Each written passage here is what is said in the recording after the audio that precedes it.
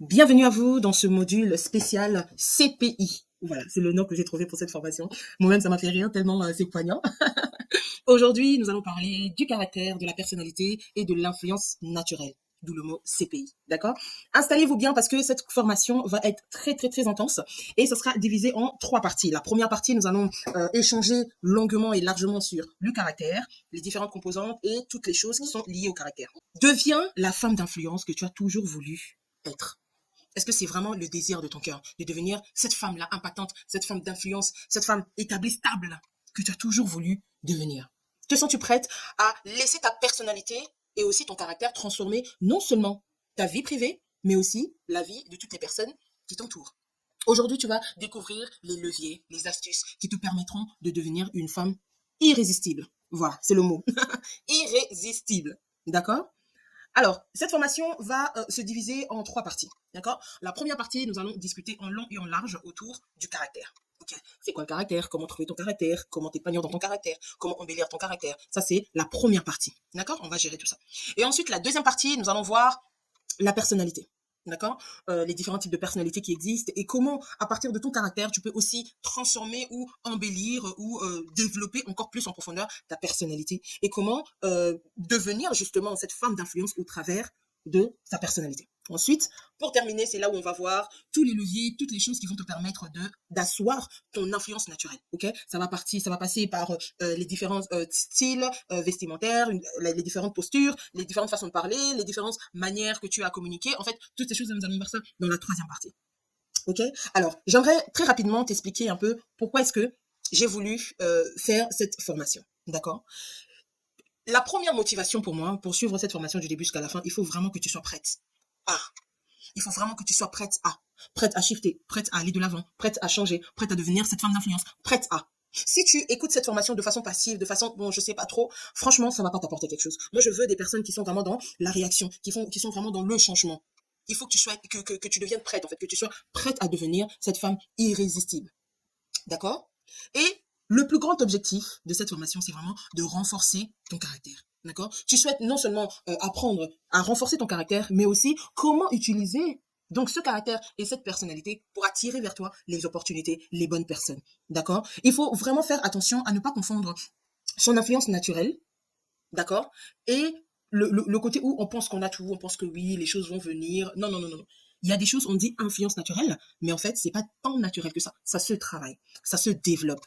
Ça devient naturel au moment où tu commences à faire des choses, en fait, qui te positionnent directement dans la catégorie des personnes influentes. Des personnes qui ont justement cette chose-là naturellement. OK?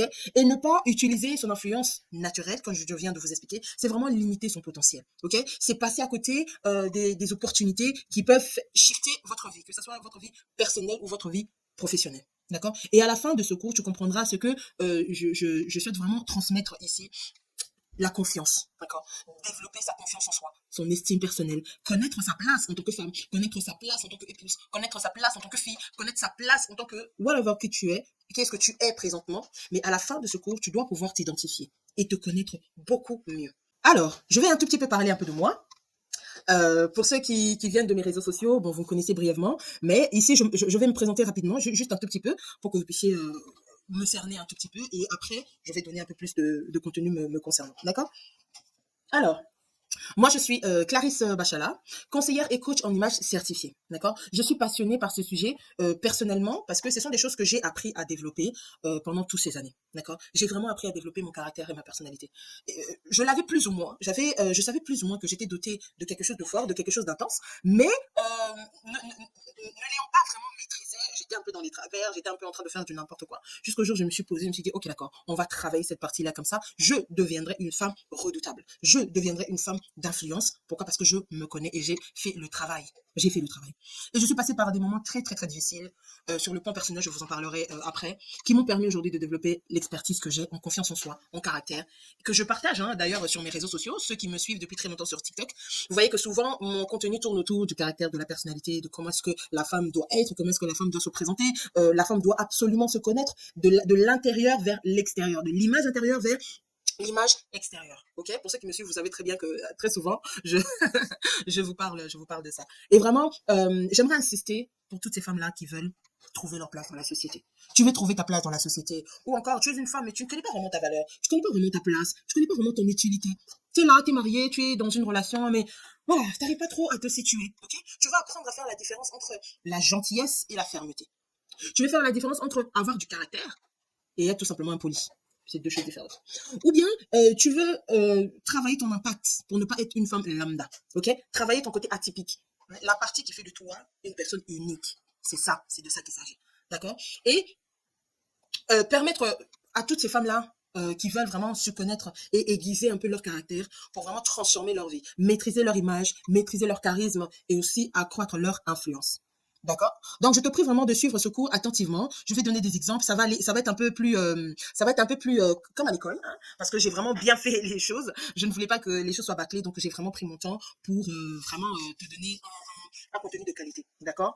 À l'écran, vous allez voir tout ce qu'on va pouvoir faire hein, autour de cette formation. Donc le caractère, l'influence naturelle, ta zone d'influence, parce qu'il faut que tu connaisses ta zone d'influence pour pouvoir maintenant t'exposer, on va dire, t'exposer et vraiment accroître ton influence, les atouts que tu dois développer pour devenir justement cette femme de caractère, cette femme qui a une belle personnalité, une personnalité bien travaillée, d'accord. Et aussi, on va aussi travailler le tempérament, surtout pour celles qui ont des tempéraments de feu, on va travailler le tempérament, on va travailler aussi un tout petit peu, je vous donnerai un tout petit peu les notions du branding, même si je ne vais pas aller en profondeur, mais je vais effleurer ça tout doucement pour pouvoir vous aider peut-être aux femmes qui voudront se lancer sur les réseaux. Donc, quelques notions de branding et aussi vous allez avoir des exercices et des mises en pratique.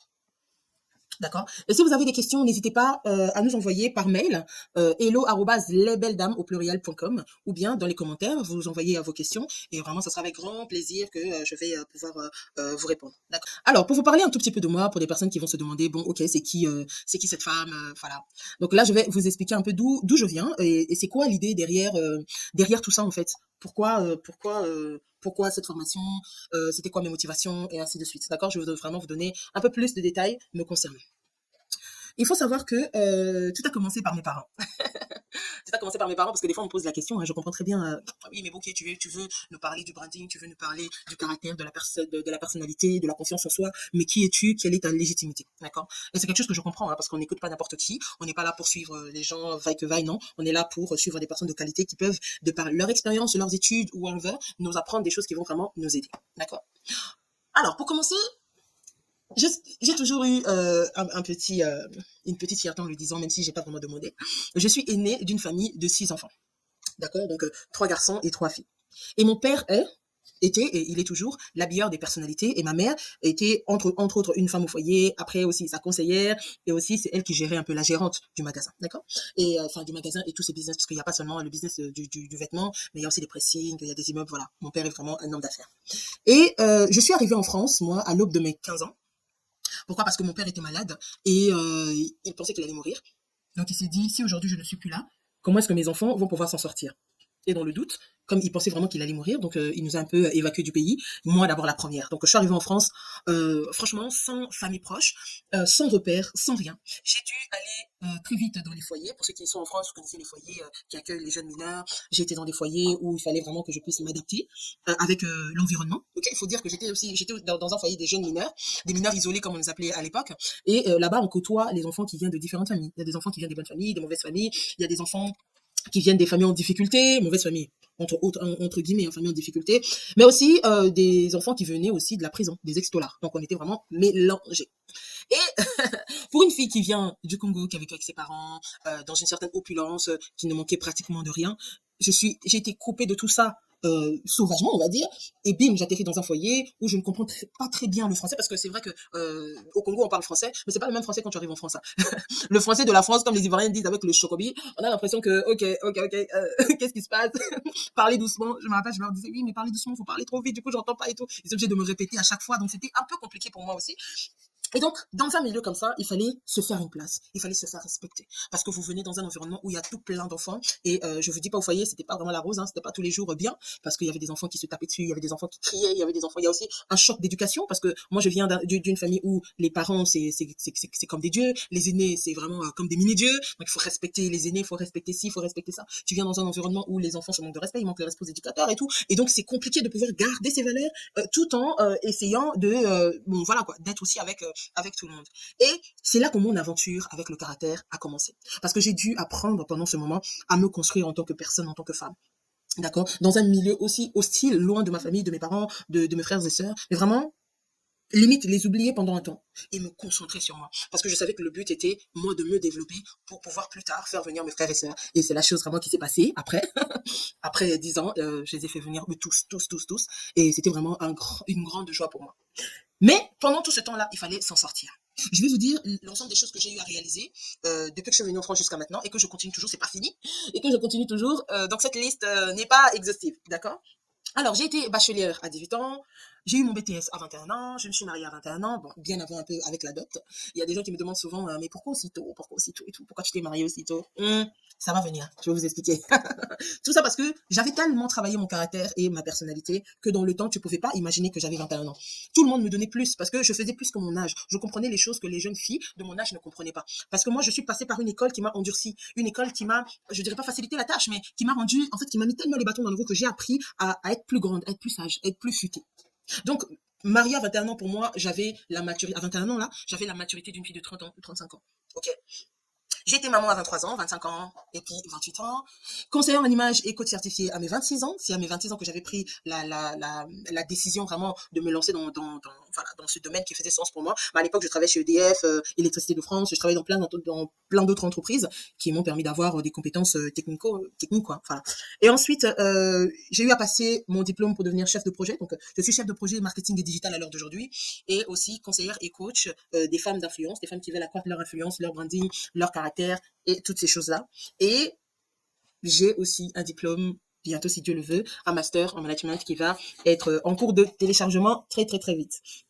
Voilà un peu pour ce qui me concerne moi. J'espère que je vous ai parlé un peu de moi, de d'où me venait cette passion en fait de conseiller. Je pense que cette passion me vient aussi du fait que non seulement je suis aînée de ma famille, donc je suis un peu la tête du train, je guide, je conseille. Aujourd'hui, dans ma famille, par exemple, il n'y a aucune décision qui se fait sans mon aval en fait. Donc je suis dotée comme ça d'un malgré moi, des responsabilités qui m'ont permis aujourd'hui à développer davantage ce que je vous enseigne aujourd'hui. D'accord? Alors vous allez comprendre un peu plus, un peu plus. Alors, on va rentrer maintenant dans le vif du sujet. D'accord? On va rentrer dans le vif du sujet. C'est quoi le caractère? Parce que très souvent, il y a des personnes qui confondent en fait avoir du caractère et être impoli. C'est pas la même chose. C'est deux choses différentes. Ok? Avoir du caractère et être impoli, je le répète, ce n'est pas la même chose. C'est deux choses, deux façons de voir, deux écoles différentes. Est-ce que vous voyez l'image que je viens de projeter? Est-ce que vous voyez cette image? Qu'est-ce que ça vous évoque? Prenez le temps de regarder un peu l'image. Qu'est-ce que ça vous évoque? Prenez le temps. Prenez le temps. Regardez un peu. Qu'est-ce que ça vous évoque? Je vous laisse un temps. Alors, d'un côté, on voit le caractère et de l'autre côté, on voit la personnalité. Est-ce que vous voyez? Alors, si vous avez constaté, le caractère est en dessous de la maison. D'accord? Et c'est fait de façon, voilà, un peu bancale, un peu invisible, en fait. Le caractère, c'est tout ce qui est invisible. Mais c'est la chose qui fait le fondement d'une maison. D'accord? La fondation d'une maison commence par le caractère. La fondation, la base d'une maison. Et quand on marche, par exemple, dans la rue, qu'on voit une maison, on ne voit pas les fondations. On voit seulement la maison, elle est belle, tout est nickel, tout ça, c'est bien agencé, c'est ceci, cela, machin. Mais on ne peut pas creuser en bas pour voir les fondations. Et les fondations, c'est ça, c'est le caractère. Ok? Et les fondations, ces fondations-là sont en mode brut. En brut. C'est-à-dire, on ne voit pas les fenêtres, on ne voit pas les portes, on voit rien du tout, en fait. On voit que du sable avec des cailloux. Ok? C'est ça le caractère. Et de l'autre côté, vous allez voir, il y a la personnalité.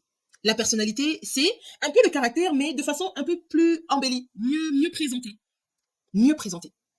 Tout ça pour dire quoi? Pour dire que le caractère, c'est ce qui est invisible. Ok? C'est la fondation qui est intérieure, mais qui est invisible. Et puis, la personnalité, c'est aussi la fondation, mais qui est visible. Le caractère, c'est défini par quelque chose de stable, d'interne. Ok? Ce sont des bases solides. Alors que la personnalité, c'est ce qu'on montre aux gens. Ce que l'on montre, en fait.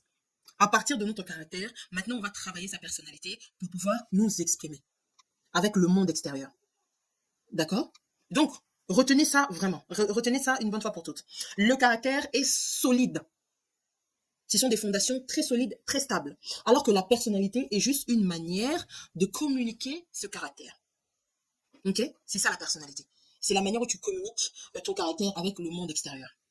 D'accord? Et c'est en mélangeant les deux, en matchant les deux, qu'on arrive à créer comme ça une image forte ou faible ou fragile ou quoi que ce soit, et l'influence que l'on peut avoir sur soi, sur son environnement, sur les autres.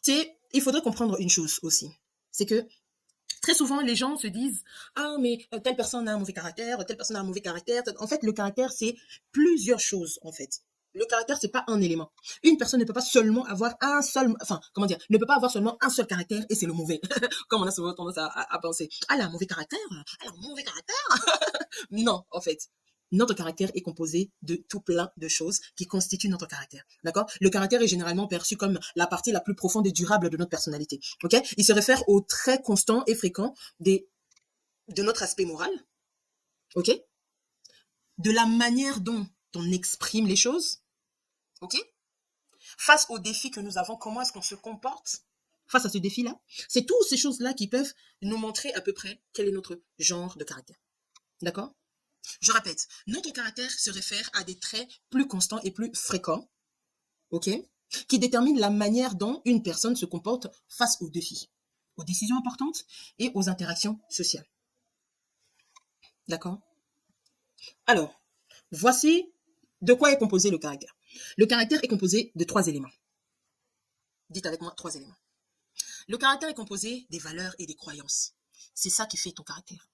C'est quoi tes valeurs? C'est quoi tes croyances? Tout ce qu'une personne considère comme juste ou important fait partie de son caractère. Ok? Pour définir tes valeurs et tes croyances, prends une feuille s'il te plaît, prends ton carnet. Écris s'il te plaît toutes les choses que toi tu considères comme justes ou toutes les choses que toi tu considères comme importantes dans la vie. Ok? Ça, c'est les valeurs et les croyances. Mais il y a aussi une deuxième chose. Le caractère est aussi composé des vertus et des traits moraux. Des vertus. Donc les qualités que chacun de nous peut développer ou peut avoir de façon naturelle ou en fonction de l'environnement dans lequel tu es né, en fonction de la famille dans laquelle tu es né, en fonction de ta position même dans la famille. Vous voyez, tout à l'heure, je vous ai dit, je suis aîné de ma famille. Donc, il y a plein de choses que moi, j'ai développées en tant qu'aîné, entre autres, par exemple, le sens de la responsabilité. Moi, j'ai un sens de la responsabilité un peu plus élevé. Pourquoi? Parce que je suis aîné d'une famille. Ok? Le sens de responsabilité que j'ai, ma petite sœur ne l'a pas du tout. En tout cas, pas avec autant je vais dire, de niveau ou de ferveur ou d'intensité. Pour moi, c'est beaucoup plus intense. Pourquoi? Parce que la position que j'ai dans ma famille a fait que j'ai telle ou telle valeur. Ok? Ou telle vertu. Ok? Donc, deuxièmement, je vous ai dit, le caractère est aussi défini par les vertus et les traits moraux que l'on peut avoir. Un exercice pour toi. Prends un temps, mets pause, prends un temps, note quelles sont mes vertus. Les choses vraiment que j'ai naturellement sans que je réfléchisse, les choses qui viennent de moi en termes de vertu, en termes de valeur, voilà. C'est quoi? Est-ce la responsabilité? Pour toi, la responsabilité, c'est important, être responsable dans la vie. Est-ce que pour toi, c'est la droiture, c'est la justice? Est-ce que c'est de la connaissance? Est-ce que c'est la loyauté? Est-ce que c'est la résilience? Est-ce que c'est... Enfin, voilà, chacun de nous a des choses comme ça que l'on développe avec le temps. Ok, qu'on développe avec le temps ou qu'on a naturellement de par notre fonction, de par notre niveau, de par notre lien avec les uns et les autres, avec la famille. Quelles sont tes vertus, tes valeurs? Ok. Ensuite, troisième niveau, le caractère est aussi défini par le courage moral que chacun de nous a. La capacité à défendre ses convictions et à agir conformément à nos valeurs. Ok? Tu peux pas me dire j'ai tel caractère. Si tu me dis j'ai tel caractère, moi, admettons, tu viens, tu me dis bon, moi, je suis par exemple, je vais dire quoi? J'ai un caractère optimiste. Je suis très optimiste. Moi, vraiment, je suis optimiste, tout ça, tout ça. Jusqu'à quel niveau tu vas défendre ton optimisme? Est-ce que tu es prêt à défendre ça? Si tu n'es pas prêt à défendre ta morale, si tu n'es pas prêt à défendre les choses pour toi qui fait sens, les choses qui sont très importantes pour toi, les choses qui te définissent au plus profond de toi, si tu n'es pas prêt à te battre, si tu n'as pas le courage pour les défendre, pour moi, ça ne fait même pas partie de tes valeurs. Il faudrait trouver une autre chose. Ok? Et donc, pour vous aider, j'ai un exercice que je fais souvent avec mes coachés. C'est vraiment un exercice qui est très, très, très, très, très important, que vraiment je vous suggère de le faire avec les personnes autour de vous. Peut-être vous pouvez prendre quelqu'un autour de vous qui a un côté un peu mindset, un peu coach, un peu conseillère. Ou sinon, vous prenez votre conjoint. Et le but est de le faire sans jugement, sans remise en question, sans moquerie. Il faut vraiment faire ça dans un espace safe, ok? Et c'est pour ça que je fais souvent ça avec mes coachés, des personnes qui veulent que l'on prenne 1 heure, 2 heures. Généralement, le Ikigai, je le fais en 2-3 heures. Si vraiment la personne a beaucoup de choses à dire, on peut aller jusqu'à 4 heures, mais c'est très important de faire cet exercice pour pouvoir trouver vraiment sa raison d'être. Ok, ça s'appelle même trouver son ikigai. Je vous le présente. Le ikigai est un concept japonais qui signifie littéralement raison, hein, raison d'être ou raison de se lever le matin. Ok, c'est né sur l'île d'Okinawa, connue, donc c'est une île qui est connue pour la longévité de ses habitants. D'accord. Et se présente, et les habitants de cette île-là sont tellement, vivent tellement longtemps et ont tous les caractéristiques de vivre le bonheur, on va dire. Et l'idée de l'ikigai se présente comme une façon de trouver un sens à sa vie, de donner un sens à sa vie. D'accord. Trouver son ikigai revient à découvrir sa mission de vie en alignant ses passions, ses talents, son utilité pour les autres et les revenus qu'on peut se faire. Parce que oui, il faut bien vivre, on est dans un monde capitaliste, il faut bien l'argent. Ok. Donc c'est l'art de concilier le bien-être personnel et l'épanouissement professionnel. D'accord. En donnant un sens à notre vie, donc nous améliorons notre bien-être et c'est lui, des personnes qui sont autour de nous. Ok. Comme le disait Gandhi, tout homme qui s'élève élève le monde. Ok. Donc le ikigai se présente comme ici sur l'image que vous voyez. Je ne sais pas si vous voyez très bien. Alors, le but est de remplir chaque case. D'accord. On va d'abord commencer par la case de ce que j'aime faire. Ici, tu vas noter tout ce que tu aimes faire. Ça peut partir des choses waouh et des choses lambda. Ok. Tu peux dire j'aime dormir, j'aime me réveiller, j'aime manger, j'aime danser, j'aime sortir, j'aime m'évader, j'aime ceci, j'aime écrire, j'aime penser, j'aime conseiller, j'aime écrire tout ce que tu aimes faire dans la vie. D'accord. Ici, vraiment, n'aie pas peur, ne te dis pas, ah ouais, bon, peut-être que écris d'abord. Ok. Tu écris d'abord. Ensuite, une fois que tu as écrit ce que tu aimes faire, maintenant tu vas écrire ce pourquoi tu es doué. C'est-à-dire que tu es vraiment doué. C'est-à-dire que c'est pas seulement tu aimes, mais tu es vraiment doué là-dedans. Par exemple, tu peux aimer la cuisine.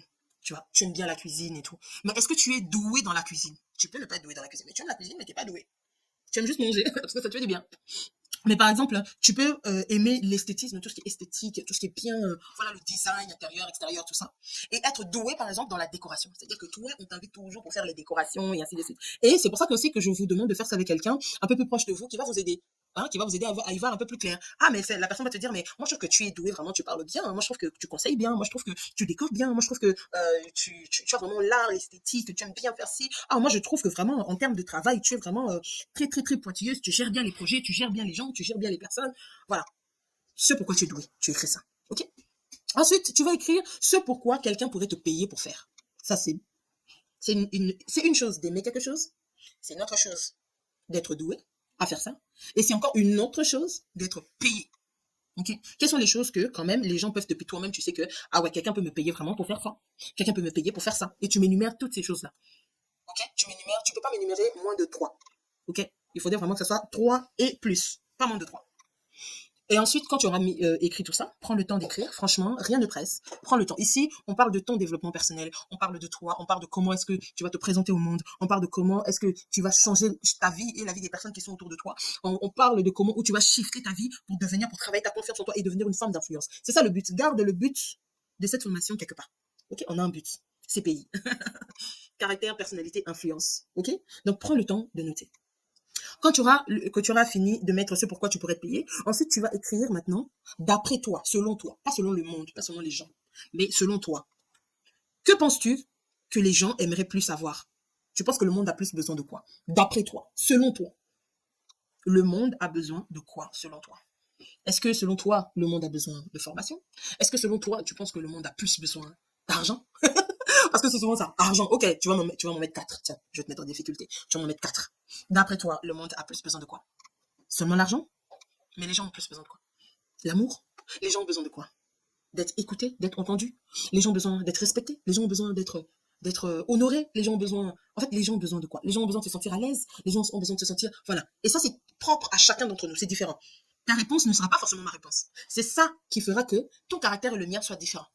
Attention. Ok? Ne copie pas. Je veux vraiment que tu rentres à l'intérieur de toi et que tu ailles puiser dans ce qui te définit vraiment. Qu'est-ce que pour toi les gens ont plus besoin?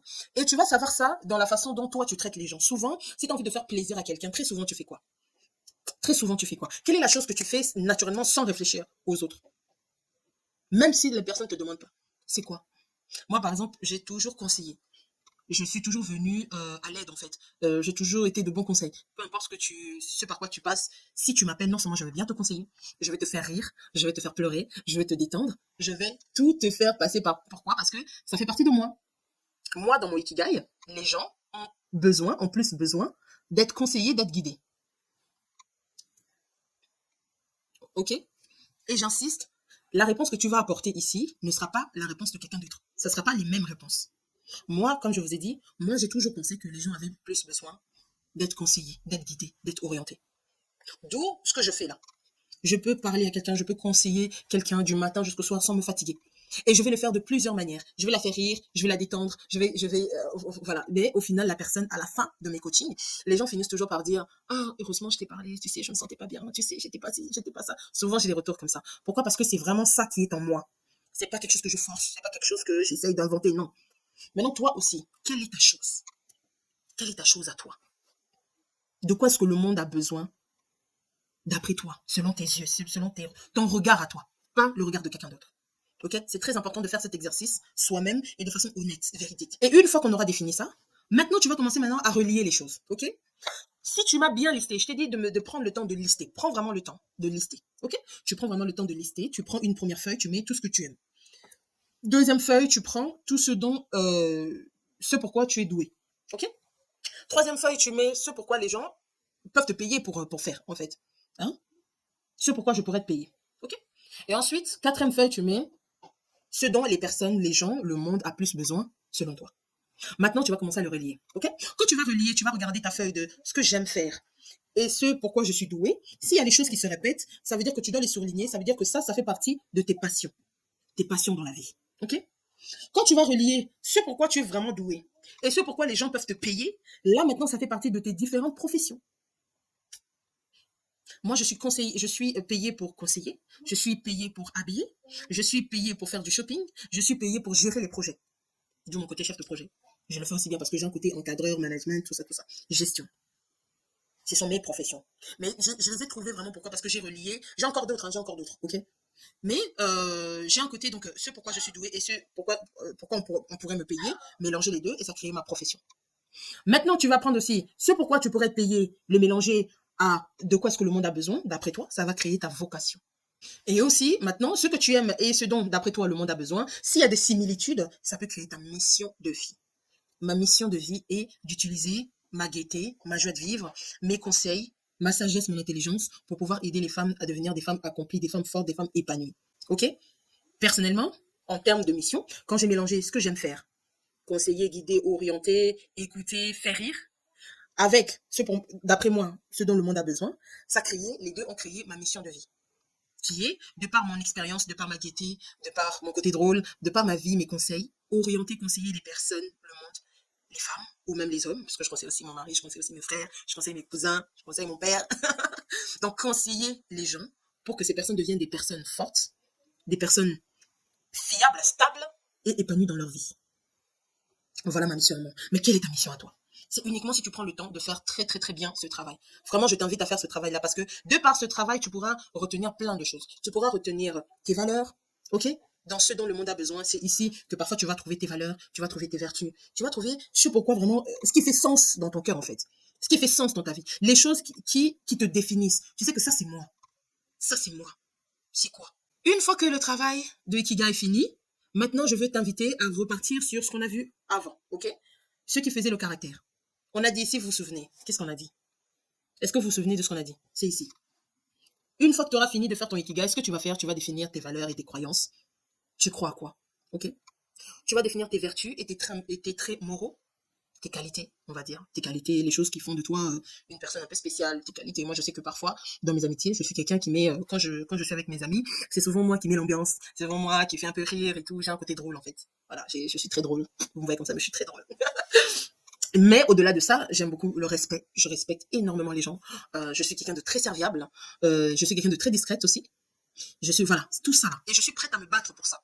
Par exemple, la troisième partie, c'est le courage moral. Moi, je suis prête à défendre mon intégrité, mon respect. Je suis prête à défendre cela. J'ai eu déjà coupé des amitiés parce que ça ne collait pas avec ma morale, en fait. Pourquoi? Parce que j'avais le courage de dire non. J'avais le courage de dire stop. Parce que les choses que je voyais en face ne collaient pas avec moi. ok? Pour les femmes qui disent, oui, mais moi, je comprends pas tout le temps, moi, je comprends pas tout le temps, je tombe que sur des connards, je tombe que sur des hommes, voilà, qui me font perdre du temps, après, ils me laissent, après, voilà, ils sont toujours là, au début, ils te disent qu'ils ont besoin de toi, au début, ils te disent qu'ils t'aiment, après, ils changent. Ma chérie, est-ce que tu as travaillé ta mission de vie?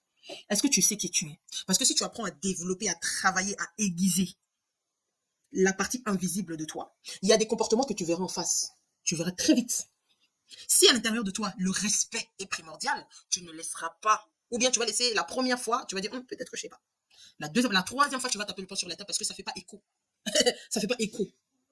Plein de femmes se font manipuler, plein de femmes se font, voilà, aller à gauche, à droite parce que, au-delà de manquer de confiance en vous, vous ne savez pas qui vous êtes. Vous ne prenez pas le temps de travailler sur vous. Vous ne prenez pas le temps de vous asseoir avec un stylo et noter, écoute, moi, je suis comme ça. Voici ce que j'aime, voici ce que je n'aime pas. Voici mes qualités, voici mes défauts, voici ma valeur ajoutée. Ce que je fais de plus. Il y a même des femmes qui ont honte de se donner des qualités. Vous avez honte. Vous n'arrivez pas à dire les choses que vous êtes. Moi, je suis quelqu'un dans la vie de tous les jours. Je suis une femme drôle. Je le revendique. Je sais que je suis drôle. Moi, je peux m'asseoir avec toi comme ça. Dans mon cercle d'amis, c'est moi qui mets l'ambiance. Je rigole, je raconte des blagues. Je mets les gens à l'aise parce que ça fait partie de moi. Je suis une femme intègre et loyale. C'est-à-dire, moi, la loyauté, là. Je ne rigole pas avec ça. Soit on est ensemble, soit on n'est pas ensemble. Mais en tout cas, je ne suis pas entre deux murs. Non. Moi, soit je suis avec toi, soit je ne suis pas avec toi. Et tu le sais. Tu le sais, je le sais, on le sait, tout va bien.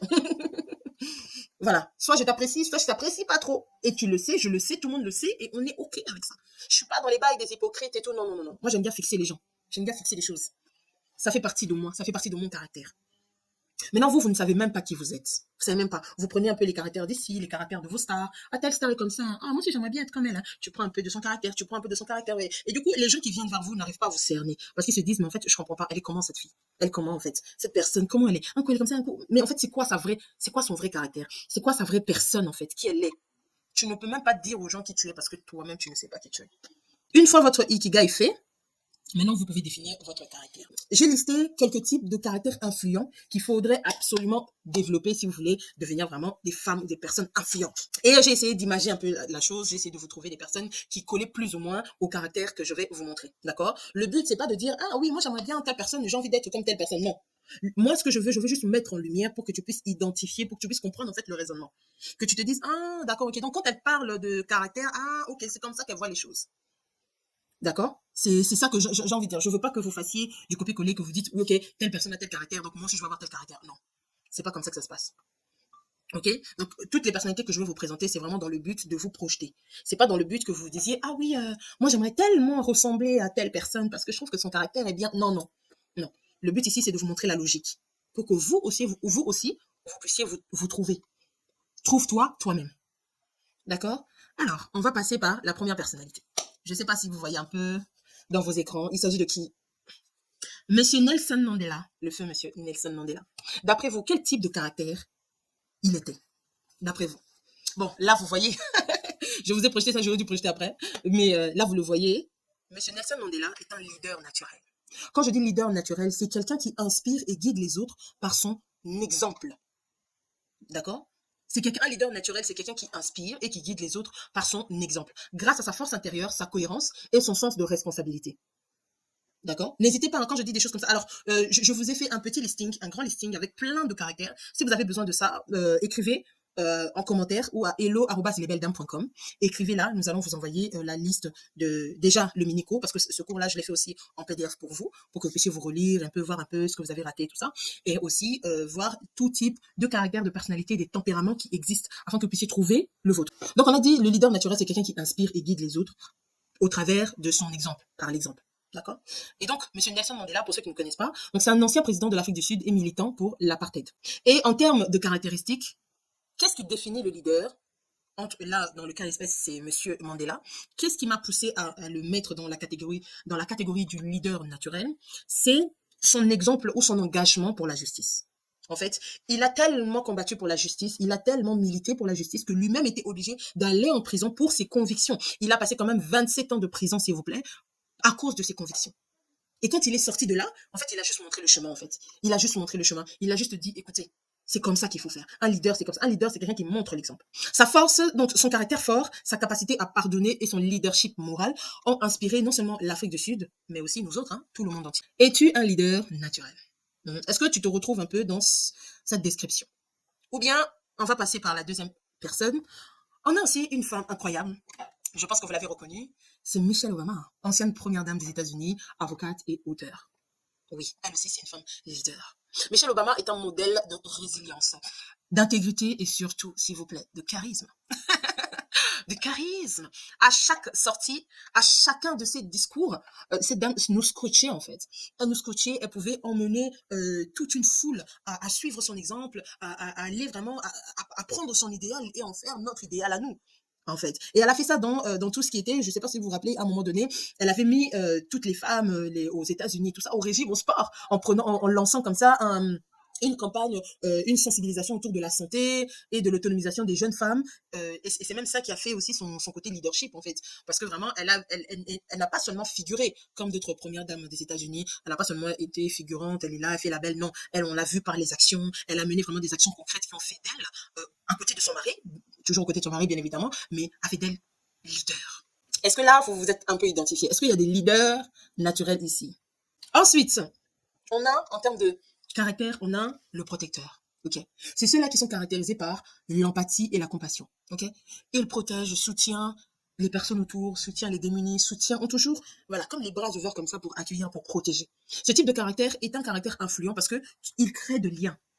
Il crée le lien entre lui et les personnes qui l'entourent. Le contraire des personnes qui ont le caractère de protecteur, ce sont des personnes qui ont le caractère de fouine.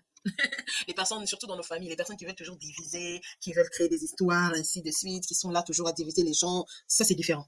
Ok, ici là c'est vraiment différent. Mais les protecteurs, ce sont des personnes vraiment qui sont caractérisées par cette envie-là de permettre aux gens en fait de se réunir autour, voilà, de garder la cohésion, l'amour, l'intégrité. Ils sont toujours là à garder, avoir les valeurs de la famille, toutes ces choses-là. Et donc, en exemple, qui d'autre que Monsieur Martin Luther King Jr., pasteur et leader du mouvement des droits civiques aux États-Unis.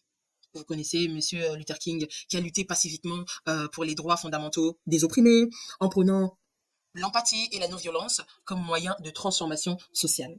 Donc lui, c'est grâce à lui en fait que à un moment donné, il y a plus eu de division entre. Bon, c'est vrai qu'il y en a toujours, mais en tout cas, dans le principe, ça a été banni grâce au travail de ce monsieur. D'accord, pour pouvoir mélanger toutes les races, pour pouvoir mélanger toutes les communautés, pour pouvoir mélanger toutes les traditions et tout, les mélanger ensemble et faire de l'Amérique ce qu'il est devenu aujourd'hui. Et qu'est-ce qui m'a poussé à le catégoriser comme ça? C'est sa lutte en fait pour la justice raciale. Et il s'est battu pour protéger les droits des opprimés, des démunis, ok, des personnes qui n'étaient pas reconnues dans la société.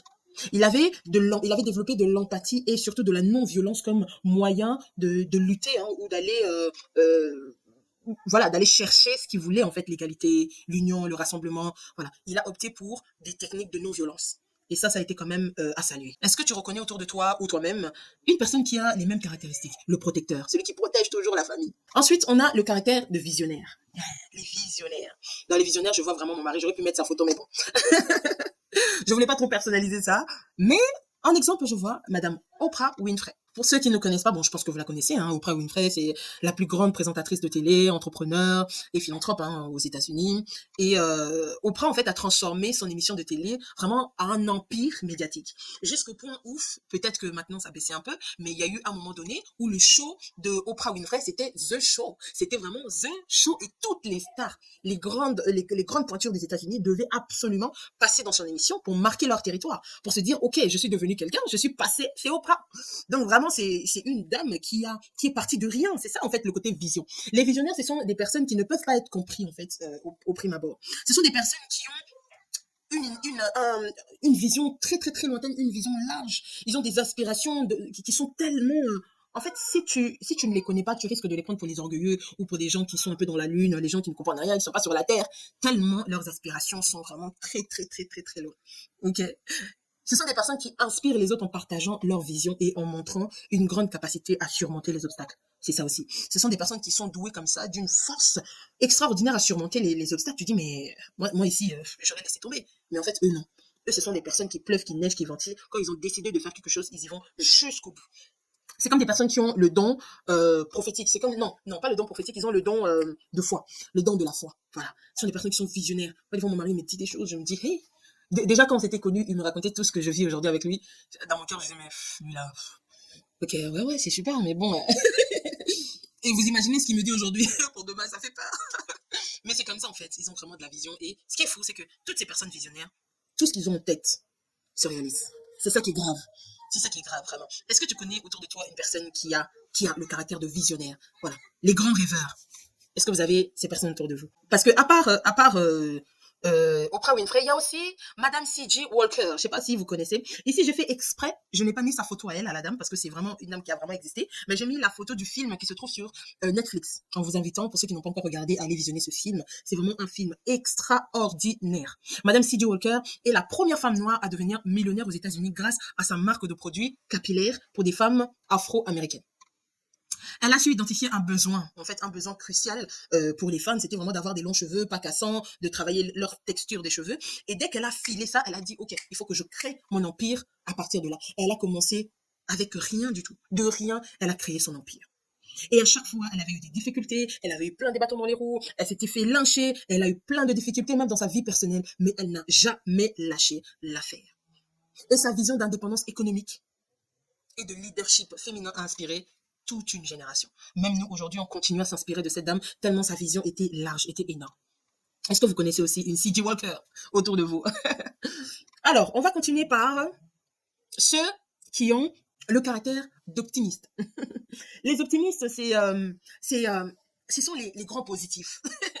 Les personnes qui sont toujours positives, les personnes qui aiment tellement, les personnes qui ont une vision comme quoi le monde va changer, vous allez voir, l'Afrique va aller de l'avant, on va changer le monde, on va changer ceci. En fait, ce sont des grands positifs. Okay? Ils voient toujours la vie du bon côté. Ils voient toujours les bons côtés des choses. Ils inspirent les autres par leur énergie joyeuse. Ce sont des personnes qui ont toujours de la positivité. Alors, je disais que c'était les personnes qui ont le caractéristique optimiste. Le caractère optimiste, j'allais dire le caractère optimiste. Le caractère optimiste, ce sont vraiment des personnes qui voient la vie que du bon côté. Pour eux, les gens sont toujours bien. Pour eux, les choses vont toujours aller de l'avance. Les choses vont vraiment s'améliorer. Vraiment, ce sont des éternels positifs. Ils voient toujours de la vie de façon positive. L'inverse aussi existe, hein. Ce sont ceux qui ont le caractère pessimiste. Mais bon, je dis que je ne vais pas mentionner ceux qui ont des caractères qui ne sont pas influents, parce que le caractère pessimiste, vous vous doutez bien, c'est pas influent, c'est pas un caractère influent, donc je ne vais pas le mettre ici. Mais en tout cas, si vous pouvez développer ce caractère-là, si vous avez une petite partie de ce caractère-là, en tout cas, je vous incite à le développer, d'accord? Et ici, on parle de Chimamanda Ngozi Adichie. Elle est auteure militante et féministe nigérienne, d'accord? Chimamanda est connue pour ses écrits porteurs d'espoir, notamment sur l'égalité des sexes et les questions de race. Elle adopte un point de vue optimiste quant à la capacité des femmes à transformer le monde à travers l'éducation, l'émancipation et le féminisme. Oui, ces livres comme Nous sommes tous des féministes, je ne sais pas si vous avez lu, certains ont déjà lu ce livre, et L'Hibiscus pourpre sont des témoignages de cet optimisme et de sa foi en un avenir plus égalitaire. Mais elle n'est pas toute seule, hein. Il y a aussi cette première dame que j'admire beaucoup, c'est Madame Ellen Johnson Sirleaf.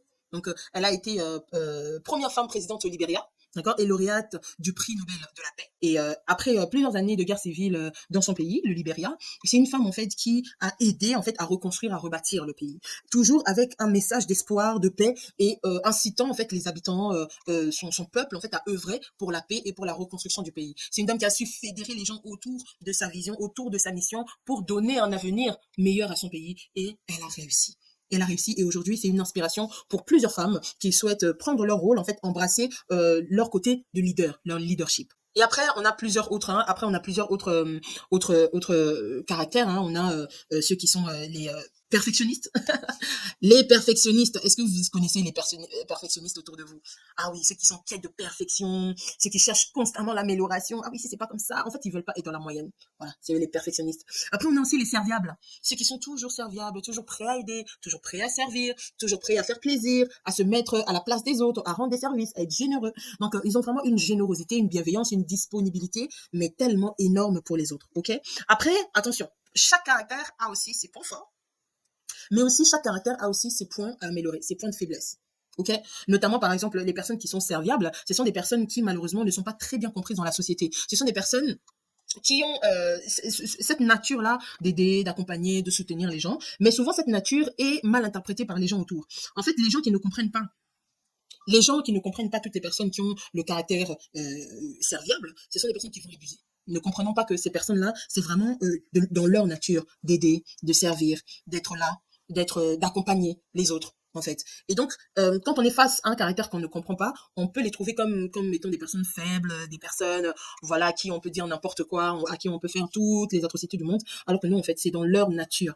La générosité, la bienveillance, la disponibilité est vraiment dans leur nature.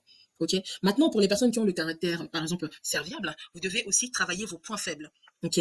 Vos points faibles, c'est le manque de limites. Il faudrait que vous appreniez à mettre des limites autour de vous, des limites autour de votre caractère. Sinon, les gens vont en abuser. Ok. Il faudrait aussi comprendre que peu importe le caractère que tu as, les gens autour de toi ne te comprendront pas toujours. Ok. Tout le monde n'a pas le recul que moi, par exemple, une coach, une conseillère peut avoir. Il y a des personnes, tu peux être, par exemple, tu as un caractère serviable, il y a des gens qui vont en profiter pour te faire toutes sortes de méchanceté. Ok. Mais toi, il faudrait que tu en sois consciente et que tu dises, ok, c'est vrai que moi, dans mon caractère, j'ai un côté serviable, c'est très bien, mais je dois quand même mettre des limites à ça pour éviter que les gens me maltraitent, pour éviter que les gens me traitent mal, pour éviter que les gens peut-être ne comprennent pas cette grandeur que j'ai, parce que c'est une grandeur, ça. Ok. C'est une grandeur, la bienveillance, la générosité. Ce sont des atouts, ce sont des vertus que tu dois continuer à développer, peu importe ce qu'on va te faire dans la vie. Parce que l'erreur aussi que certaines personnes ont aujourd'hui, malheureusement, je trouve, tout le monde veut devenir Dieu. Tout le monde veut devenir dur. Tout le monde dit oui, moi j'ai déjà eu, oui, Madame Caresse, moi j'aimerais tellement être comme vous, vous laissez pas faire, vous êtes une femme de poigne, vous êtes une femme de ceci, vous savez ce que vous voulez dans la vie, vous savez, je leur dis, mais ça fait partie de mon caractère. Mais si ça fait pas partie de ton caractère, le fait de vouloir te changer pour devenir comme moi va te conduire à ta perte. Parce que moi, je suis dans mon couloir. Je fais ce qui fait, tout ce que je fais là, je ne force pas. C'est vraiment dans ma nature, c'est vraiment dans mon caractère. Maintenant, si toi tu as un autre caractère, tu trouves que parce que tu manques de limites, parce que tu n'as pas défini clairement tes limites, parce que tu n'as pas défini vraiment les rôles, et que les gens t'ont peut-être maltraité, peut-être que les gens t'ont peut-être voilà fait toutes sortes de choses, et que tu veux te transformer pour devenir comme moi, sache que en voulant te transformer pour devenir comme moi, tu vas te frustrer. C'est de là que vient beaucoup de frustration. Il y a des femmes qui sont tellement frustrées aujourd'hui parce qu'elles ne sont pas qui elles sont. Au plus profond d'elles, elles ne sont pas l'image qu'elles renvoient. D'où leur frustration. Elle est là dans la vie, elle sent que, ah, on dirait, non, ma vie, ça va pas, ma vie. Oui, mais est-ce que tu es en train de jouer ton rôle? Est-ce que tu es en train de bonifier ton caractère, ton propre caractère, ou tu es en train de copier-coller le caractère de quelqu'un d'autre? C'est ça qui mène à la perte, le copier-coller. Non. Quand on voit les gens, j'ai toujours dit, les autres doivent nous servir d'exemple. Les autres doivent nous servir peut-être de modèle, peut-être d'inspiration, mais évite de faire le copier-coller. Un tel est comme ça, moi aussi je vais être comme ça. Attention, toi, tu seras peut-être frustré. Ça sera peut-être le début de tes problèmes. Peut-être que l'homme de ta vie sera séduit par ton côté serviable, ton côté bon cœur, ton côté douce, ton côté gentil. Maintenant, toi, tu veux te transformer pour devenir méchante. Parce que quelqu'un t'a déjà maltraité dans la vie et tu dis non, non, non, non, non, ce sont les méchants qui réussissent leur vie. Et tu deviens méchant, tu deviens méchante et tu gâches ta vie. J'en connais plusieurs comme ça. Des femmes qui ont été euh, abus, voilà, dans leur vie et qui ont décidé de changer pour devenir des personnes dures, méchantes, et elles ont gâché toute leur vie. Et aujourd'hui, malheureusement, elles essaient maintenant de revenir à l'arrière pour redevenir la femme qu'elles étaient au début. Les femmes serviables, généreuses, douces, calmes. Pourquoi, à cause de l'erreur d'une seule personne, tu veux te transformer? Non. Les gens à l'extérieur de toi, tu dois les laisser à l'extérieur de toi. Ton caractère, c'est ton affaire. Ok? Tu peux ne pas comprendre mon caractère, mais en fait, c'est pas ton problème, en fait. C'est pas un problème. Si tu ne comprends pas mon caractère, c'est pas un problème, c'est pas ton affaire, c'est le mien. C'est le mien. Si moi-même je me comprends, si moi-même je m'aime, je m'accepte, c'est déjà bon. Le reste, c'est pas grave. Donc les femmes, faisons un effort de travailler notre caractère à nous propres, sans pour autant copier. On peut copier quelques exemples, quelques façons d'être que je vais vous montrer par la suite, parce qu'il y a aussi des traits de caractère qui sont des traits de caractère qui vont accroître ton influence. Ça, je comprends très bien. Des vertus qui vont accroître ton influence. Ça, je comprends très bien. Mais aller copier le caractère d'une personne parce que tu penses que cette personne a évolué vite, parce qu'elle a ce genre de caractère, je trouve que ça peut biaiser notre champ de vision. Et donc, aujourd'hui, on va terminer ici. Alors, je ne sais pas si on va terminer là. Oui, on va terminer ici. Maintenant que je vous ai donné toute la théorie là, il faudrait que vous puissiez comprendre quelque chose. Le caractère n'est pas figé. Ton caractère n'est pas figé. Ton caractère peut évoluer et doit même évoluer. D'accord? Ne pense pas que oui, pour les personnes qui pensent que moi, mon caractère, c'est comme ça, moi, je suis né comme ça, du coup, je vais rester comme ça. Non, non, non, c'est faux. Toute personne est emmenée à évoluer. Et le caractère n'est pas figé. Ok? Même si les bases du caractère sont souvent établies depuis l'enfance, par rapport à l'environnement, aux expériences de l'enfance, mais il faut savoir qu'il y a beaucoup de choses qu'on peut faire pour développer d'autres types de vertus, de valeurs qui vont aussi faire évoluer notre caractère. Et pour faire évoluer ton caractère, si tu penses que ton caractère n'est pas encore au point, ton caractère n'est pas encore vraiment ce que tu voulais que ça soit, je te propose 3 choses. La première des choses, tu dois déjà avoir une grande conscience. Tu dois être conscient ou consciente du fait que tu dois évoluer. Il y a plein de personnes qui vivent dans le déni. Il y a plein de personnes qui sont dans le déni, qui vivent une vie de misère et qui se contentent de ce misère-là parce qu'ils vivent tellement dans le déni, leur déni leur fait du bien, leur déni les réconforte dans une espèce de... Voilà, en fait, ce sont des personnes qui ont appris à se contenter de rien et vous ne vous rendez pas compte que votre caractère peut détruire vos vies, que votre caractère peut détruire vos familles, que votre caractère peut détruire vos projections professionnelles, votre caractère peut détruire votre mariage, votre caractère peut détruire, si vous n'avez pas un bon genre de caractère, si vous n'avez pas appris à développer un meilleur caractère, à développer vos vertus, vos valeurs, les composantes de votre caractère, vous allez peut-être passer à côté des grandes choses. Du coup, il faut d'abord, la première des choses, être consciente. Être consciente que, ok, mon caractère doit évoluer. D'accord? Doit évoluer. Je ne veux pas dire changer, mais doit évoluer. D'accord? Je dois évoluer en bien. Je dois m'améliorer. Ok? On a déjà fait un travail en amont de listing de ce qu'on aime, de ce qu'on n'aime pas, de nos valeurs, de nos vertus, de toutes les choses qui font que nous sommes ce que nous sommes et que nous faisons ce que nous faisons. Là, maintenant, il faut vraiment être consciente que, ok, voici mes avantages, voici mes inconvénients, mes choses à améliorer. Ok. Ici, je vais t'inviter à vraiment prendre ton carnet. Je te propose d'avoir un carnet, ton carnet personnel où tu notes tes évolutions. Faut pas que ce soit seulement une feuille, parce qu'une feuille, tu peux le faire tomber ou ça peut rentrer dans. Mais quand tu as un carnet personnel ou un carnet vraiment très, très profond, très personnel, très, je vais dire, alors j'ai pas envie de dire secret, mais presque. Comme ça, tu pourras écrire des choses tellement intimes et pouvoir revoir, en fait, l'évolution de toutes ces choses. Ok. Et dans ton carnet, je t'invite déjà à être conscient déjà que mon caractère doit évoluer. Une deuxième chose, en développant les qualités tes qualités les plus évidentes. Développe tes qualités les plus évidentes. Et d'un autre côté, tu peux aussi apprendre à acquérir acquérir en fait d'autres qualités. Par exemple, moi, c'est vrai que mon caractère un peu de leadership, j'avais beaucoup de mal à écouter. J'avais beaucoup de mal à écouter parce que j'avais un côté autoritaire où je venais, je donnais des ordres, c'est comme ça, c'est pas comme ça. Et avec le temps, j'ai dû faire évoluer mon caractère en me disant, ok, maintenant, il faut que je fasse évoluer mon caractère parce que je suis grande sœur, je suis femme mariée, j'ai des enfants. Il faudrait que j'opte une certaine façon de communiquer, une certaine façon de faire qui vont pousser non seulement les autres à faire des choses que j'ai envie qu'ils fassent, mais aussi en les écoutant et en mieux les accompagner. Voilà. Et j'ai carrément détruit un peu mon côté trop autoritaire et en remplaçant par un côté empathie et de l'écoute. J'écoute énormément. J'écoute énormément. Et quand j'écoute pas pour dire à la personne quoi faire, parce que c'était ça au début. J'écoutais pour dire exactement quoi faire. Maintenant, j'écoute pour comprendre et pour emmener la personne à réaliser elle-même. Voilà. Et c'est une amélioration que j'ai apportée à mon caractère. Maintenant, toi, ok, tu mets des qualités que tu as naturellement, que tu dois encore amplifier, mais tu mets aussi des qualités que tu dois aussi apprendre avec le temps à développer, comme la persévérance, l'empathie, l'écoute, le respect, je sais pas moi, la persévérance, toutes ces choses-là. Le calme, voilà, la responsabilité. Ce sont des choses que si tu n'as pas, apprends à les développer. Ok. Une troisième chose, apprends à agir avec efficacité lors de tes défis. Pendant tes défis, si tu étais quelqu'un qui fuyait les problèmes, pour une fois, affronte le problème. Prends ton courage à deux mains et affronte le problème. Si tu étais quelqu'un, par exemple, face à un problème, toi, tu débitais plus que... Apprends maintenant à gérer ta langue. Apprends à te dire, ok, d'accord. Si c'est pas nécessaire, je ne parlerai pas. C'est vrai que ça va me faire mal au ventre, parce que je sais qu'il y a des personnes, si elles ne parlent pas, elle aura mal au ventre, elle aura mal au cœur, oui, quitte à te faire mal comme ça. Mais si ça doit t'apprendre à gérer ta langue, t'apprendre à gérer tes émotions, on va parler plus tard du tempérament. Si tu dois passer par là pour gérer ça, apprends, s'il te plaît. Apprends, s'il te plaît. Fais face à tes difficultés, mais pas de la façon dont tu as toujours été habitué. Ok? Acquiert d'autres, on a dit, hein, on acquiert d'autres qualités et on apprend maintenant à les mettre sur la place publique, à les affronter en fait, à être honnête avec nous-mêmes. Ok? Exemple, un autre exemple pour moi. J'avais un côté leader, mais comme je vous ai dit, j'avais un côté autoritaire, un peu voilà carré, un peu voilà on fait ci, on fait ça. Je dictais à tout le monde quoi faire. Et puis, à un moment donné, ça m'a renfermé parce qu'en fait, les gens commençaient à me fuir. Les gens commençaient à me fuir parce que les gens ne se retrouvaient pas dans ce que je disais. J'étais toujours là à donner des ordres, j'étais pas d'une bonne compagnie.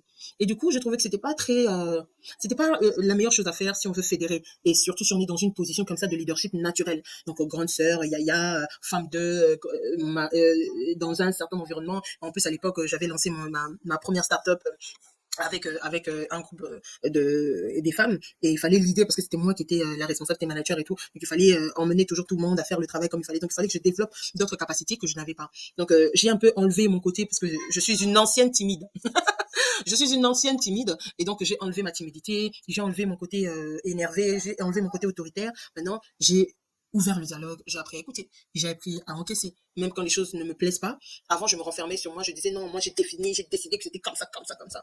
Et maintenant, je ne suis plus comme ça. Maintenant, je suis à l'écoute. J'essaie de comprendre pourquoi est-ce que la personne n'est pas d'accord avec mon idée. Ok, on essaie de trouver maintenant un compromis. Ok, d'accord. Dans ce sens-là, en fait, on va d'abord faire ton idée. Et si ton idée ne fonctionne pas, est-ce qu'on peut revenir à mon idée? Et voilà, en fait, j'ai développé comme ça des soft skills qui m'ont aidé aujourd'hui à asseoir une certaine notoriété, une certaine voilà, une certaine stabilité, en tout cas au niveau de mon caractère, et qui a augmenté mon influence naturelle autour de moi, et qui donne aussi les gens envie de venir vers moi, de me parler, de me confier leurs secrets, parce qu'ils savent qu'ils sont dans un endroit safe, que j'ai appris à développer.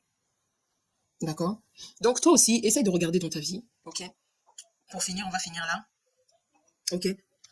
Essaie de regarder dans ta vie quelles sont les qualités que je dois développer, les qualités qui me manquent, les qualités autour de l'influence que je dois absolument développer. Et pourquoi aussi? Pourquoi est-ce que je dois développer ça? Et dans quel domaine de ma vie je dois plus l'accentuer? Exemple, tu vas faire ceci. Tu vas prendre une feuille, ok? Prends un coin dans ton carnet. On a dit qu'on note tout dans notre carnet personnel, n'est-ce pas?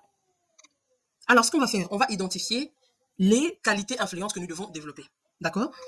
Admettons que dans les qualités, on a la sensibilité, on a l'écoute et on a la loyauté. Admettons, c'est des exemples que je donne. D'accord? On le note. Ensuite, on note maintenant au quotidien dans mon travail comment est-ce que je vais pouvoir le démontrer. Par exemple, ma sensibilité, je suis quelqu'un de très sensible. Maintenant, dans mon travail, comment je peux le démontrer? C'est en comprenant le besoin, les différents besoins émotionnels des gens qui sont autour de moi. C'est vrai qu'au travail, chacun est là pour faire son travail, mais si moi j'ai une sensibilité qui est un peu plus élevée, j'ai aussi voilà, j'ai une qualité que les autres n'ont pas, à pouvoir comprendre les besoins émotionnels. C'est une qualité énorme, pouvoir comprendre les besoins émotionnels des gens pour créer un lien, pour créer un climat de sérénité, de paix, de tranquillité. D'accord? Quand on va, par exemple, dans l'écoute, tu es quelqu'un qui est à l'écoute, une personne qui est à l'écoute, c'est une personne à qui on fait facilement confiance. Parce que c'est une personne à qui on peut se confier. D'accord? Et par exemple, la loyauté, une personne loyale au travail, c'est une personne qui sera engagée dans l'entreprise, qui sera engagée dans les projets qu'elle va lancer, qui sera engagée dans plein de choses. Donc, c'est très, très, très avantageux. Ok? Et tu fais la même chose. Là, ici, on a fait pour le travail. Maintenant, tu vas faire, par exemple, pour tes relations, tes relations, je sais pas moi, sentimentales, tes relations personnelles. Tu vas faire ça dans tes projets aussi. Tu essaies de lister ma sensibilité dans ma relation, qu'est-ce que ça peut m'apporter, et ainsi de suite. Voilà. Pour aujourd'hui, nous allons nous arrêter là. C'est vrai que ça a été très riche. Donc, je vous laisse le temps de bien assimiler tout ce qu'on a appris aujourd'hui. Et je vous donne rendez-vous à demain pour la suite. Et demain, nous allons parler de la personnalité et de l'influence naturelle. D'accord? À bientôt. Bye bye.